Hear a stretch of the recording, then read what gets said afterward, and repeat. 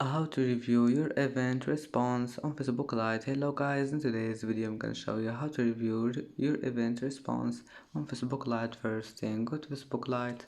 Here you will find these three lines in the top corner. Click on it and go down until you find settings, and now go down again until you find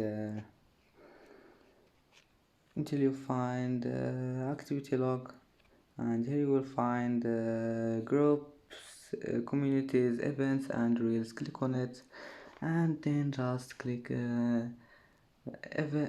this one, your event response, and as you see here you can review it. And that's it for today's video. If you like this video, please don't forget like and don't forget subscribe, and thank you for watching this video until the end, and see you in the next video.